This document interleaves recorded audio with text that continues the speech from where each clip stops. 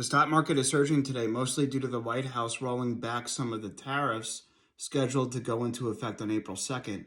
Right now, it's only reciprocal tariffs, so if other countries are giving us tariffs, we'll be working with them individually to create our own tariffs with the goal of bringing the tariffs down. So that's a de-escalation. Trump and the White House are no longer going to have industry-specific tariffs in terms of chips and pharmaceuticals and stuff like that. So it's pretty much taking out a little bit of the aggression on the tariffs and pretty much saying if a country's having tariffs on us, we'll have them unless, with the goal of hopefully tariffs getting lower. So the stock market really reacted well to that. But in my opinion, I think we have to take this with a grain of salt, honestly, because Trump, pretty much whipsaws, on a whim, whether or not we're going to be more aggressive or not with tariffs. So although this is good news, we have to see and wait for more weeks and days, and obviously April 2nd, to see if that's the ultimate truth, in my opinion. So let's not get too ahead of ourselves here, because right after that, Trump issued a statement saying that he'll want to tariff countries buying Venezuelan oil 25%. That's mostly India and China. So saying that just a few hours after saying we're only going to do reciprocal tariffs on April 2nd makes me wonder, can we really believe only reciprocal tariffs? Obviously, we have to see. If that's the case, then maybe I was right a week and a half ago where I said that we hit bottom. Although I didn't get the absolute day right of the bottom in the stock market, it seemed like the next day the stock market went a little lower. It looked like I was right in terms of the market was looking into a bottoming process. So I think so I'm going back to what I thought. Although I didn't call the bottom, it looks like we were closer to the bottom than not. And at the very least, we're in a bottoming process. And look, if not, then the end obviously is closer to the beginning, in my opinion, of the sell-off. I also wanted to talk a little bit about quantum computing stocks. NVIDIA had a GTC conference and they had quantum computing companies there, and honestly, it was a little bit of a letdown, and quantum computing stocks sold off from that. Initially, it was thought with this conference and the fact that NVIDIA and Jensen Huang and quantum computing companies there, he would be more receptive to these companies in general. However, indirectly, he was saying that he still thinks that the practical applications are 15 to 30 years away.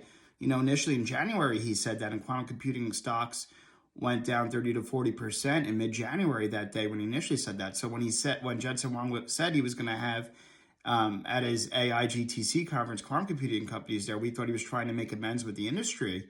And he made a comment that, basically where he said that he wasn't even sure, and he didn't even realize that quantum computing companies were public. That almost was a slap in the face for quantum computing companies, and that's partially why those stocks did poorly that day.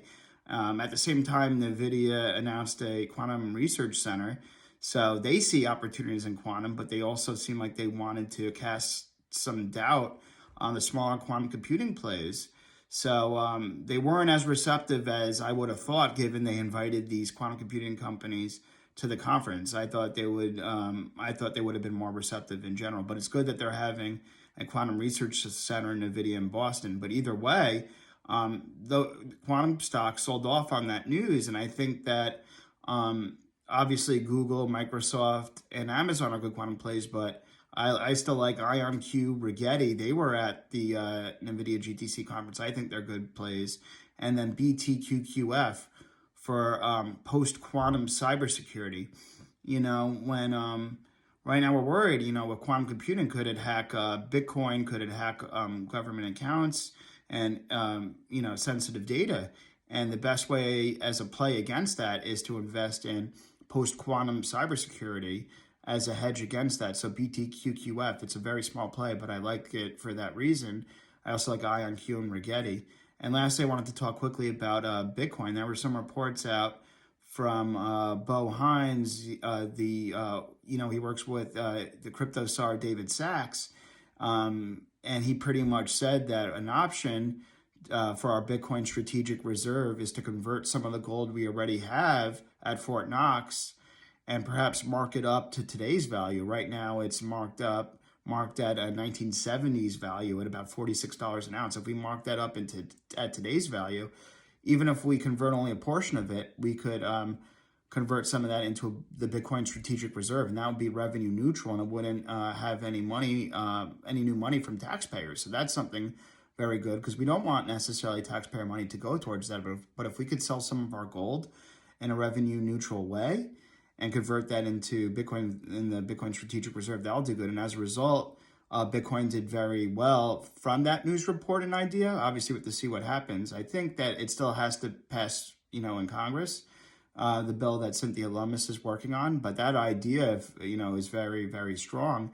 And that combined with Trump at least kind of downplaying, or the White House, rolling back some of the severity of the April 2nd tariffs to be reciprocal, was another reason that tech stocks and risk on assets like Bitcoin did well today. Obviously, let's see what happens in the trading day. And look, this is today's news story on tariffs. Very well likely, and it very well could be that tomorrow's news story or next week's news story about tariffs could change, and that we'll be more offensive with the tariffs on industry specific sectors again. But as of now, let's take this in stride.